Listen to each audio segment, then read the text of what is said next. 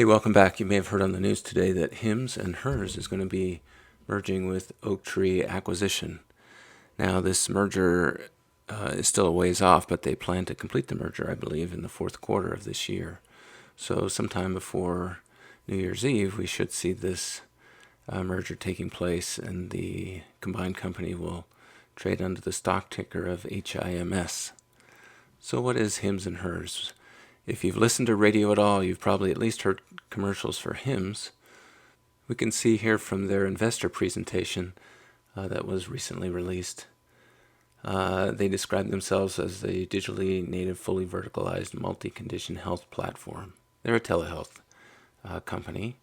The unique thing about them, though, is they would be a B2C, business to consumer company, rather than a B2B2C, which is a business to consumer. What does that mean?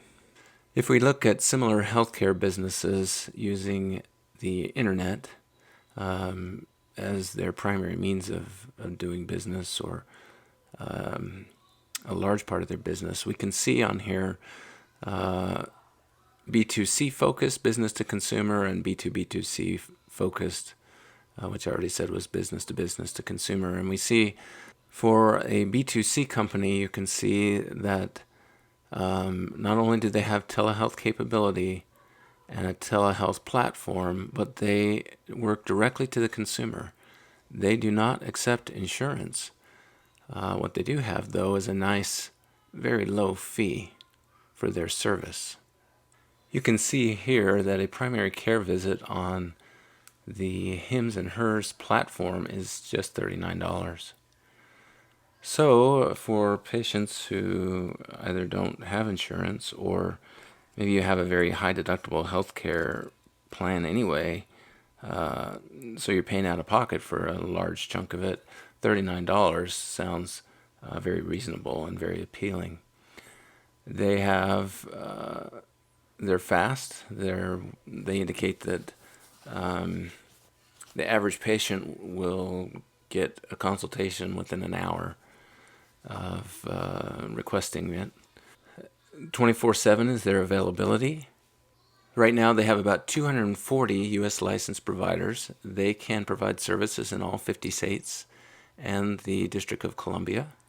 And you can see here how patients feel about the quality of care that they're getting through Hims and Hers. Here's just some things to show how the company has been growing. 131,000 consultations or telehealth visits in 2018. By the way, they were founded or organized in 2017. And you can see how that number has risen nicely. 2 million, that's paltry compared to Amwell or Teladoc, but this is a relatively new company. They are targeting patients who are looking for the ability to do their healthcare over the internet. They're targeting patients who don't necessarily have a commitment or loyalty to a pre-existing health system. They say 53% of people would prefer taking care of their health needs remotely. That actually sounds very attractive to me. I have a telehealth visit with my doctor on Monday. What's their total addressable market, TAM? Well, age 18 to 40, today they're saying $350 billion, and you can see as their patients age, they're looking for an even larger total addressable market. Well, what sort of things do they take care of? These certainly may be the things that you've heard on the radio. Hair loss, erectile dysfunction, anxiety and depression, dermatology. But they can actually take care of a lot of other primary care type of needs that would be appropriate for telehealth. All right, so this slide shows you what their bread and butter has been, hair loss and erectile dysfunction. Here's what they've recently started doing. And you can see here some future opportunities that they're looking at being able to provide telehealth services for. You can see that some of these things carry a stigma. A lot of men do not want to go into a clinic or be seen going into a clinic that might be treating them for erectile dysfunction. Certainly mental health oftentimes carries a stigma, which I think is really sad. Our brains are just as important as other parts of our our bodies. And hopefully, as more and more people get comfortable with mental health as a medical problem, that stigma will go away. I applaud athletes and other famous people who have been willing to share their mental health problems. So how about some market forces that are helping to shape this company's future? High deductible health plans, certainly, and the amount of people will pay out, the amount that people will pay out of pocket. Technology, certainly, and price transparency. You know going into this how much you're going to pay, $39. Now that's for the cost of the visit with the doctor. That does not include any prescription medicine that you may get prescribed from them. And certainly you might be able to use your health insurance for the prescription end of this. Certainly a pandemic helps, I think, drive some of their business.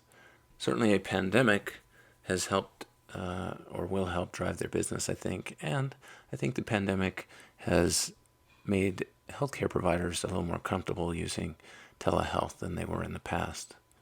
Well, that's it for Hims and Hers. Again, the merger company is Oaktree Acquisition, and the merger is expected to take place sometime during the fourth quarter of this year. I have not purchased any stock in Oaktree Acquisition. I did purchase some stock in some of the other SPACs that were announced this summer, the electric vehicles and the compressed gas truck. I'll have to think about whether I want to do the same with this company, hoping that the stock price would increase similar to what those other SPACs have this summer. And that'll be something for you to think about as well. Until then, I will talk to you later. Thanks.